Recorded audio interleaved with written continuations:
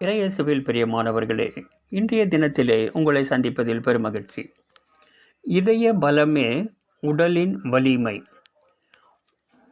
வழங்குபவர் சகோதரர் S. Robert, நற்செய்தி பணியாளர், சமூக ஆர்வலர், செங்கல்பட்டு மறைமாவட்டம். முதலிலே இறை வார்த்தைக்கு செவி மடுப்போம். பிலிப்பியர் 4:19. என் கடவுள் கிறிஸ்து இயேசுவின் வழியாய் தம் ஒப்பற்ற செல்வத்தை கொண்டு உங்கள் தேவைகள் அனைத்தையும் நிறைவு செய்வார். இது ஆண்டவரின் அருள்வாக்கு. கிறிஸ்துவே உமக்கு புகழ். ஒரு கதை கேட்கலாம். ஒரு பையன் ஜூடோ பயிற்சி பயில வேண்டும் என்று விரும்பினான். ஆனால் அவனுக்கோ ஒரு விபத்தினால் இடது கை போய்விட்டது.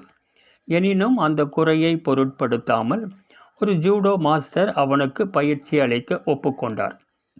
தினமும் பயிற்சி அளித்தார். ஆனால் தினமும் ஒரே ஒரு குத்து பாக்ஸிங் வித்தை தான் சொல்லிக் கொடுத்தார். ஒரு சில மாதங்கள் கடந்து சென்றன.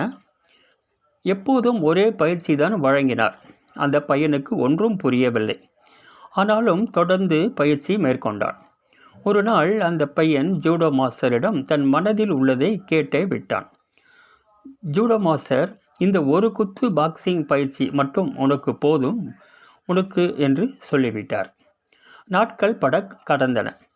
ஜூடோ மாஸ்டர் ஒரு ஊரில் நடைபெறும் போட்டிக்கு அந்த பையனை அனுப்பினார். ஒரு கையுடன் வந்த இந்த பையனை பார்த்து பலரும் ஒரு கையால் எப்படி இவன் வெற்றி பெறுவான் என்று மிகவும் கேவலமாக எண்ணினர். ஆனால் அவர்கள் அனைவரும் நினைத்தது தவறு. காரணம், வெற்றி ஒரு கை உள்ள பையனுக்கே.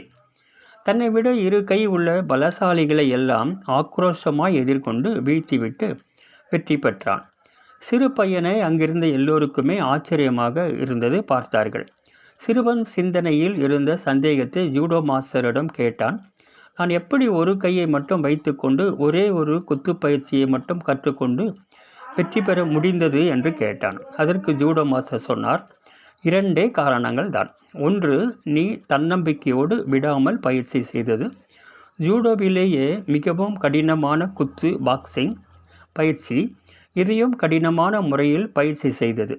இந்த 2ம் ஆகும் என்று கூறினார் ஜூடோ மாஸ்டர். மேலும் தொடர்ந்து ஜூடோ மாஸ்டர் விளக்கினார், இந்த குத்தை பாக்ஸிங் தடுக்க வேண்டும் என்றால் குத்துபவனின் இடது கையை மடக்க வேண்டும். ஆனால் உன்னிடம் அது இல்லை. ஜூடோ மாஸ்டருக்கு ஆத்மார்த்தமான நன்றி சொன்னான் அந்த பையன்.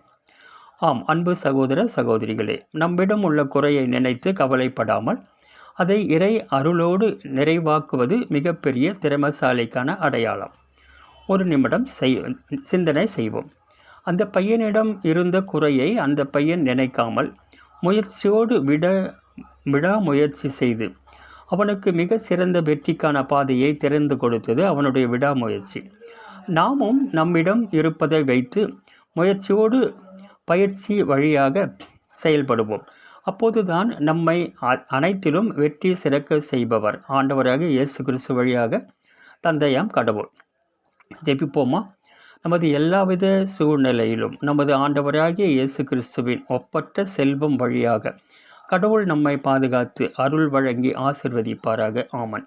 நற்செயல் வழி நற்செய்தி இயக்கம், சகோதரர் ராபர்ட், செங்கல்பட்டு மறைமாவட்டம். தொடர்பு எண் 99 40 37 43 20 90 03 11 23 85 90 42 88 99 58. வணக்கம். மீண்டும் நாளைக்கு சந்திக்கலாம். நன்றி.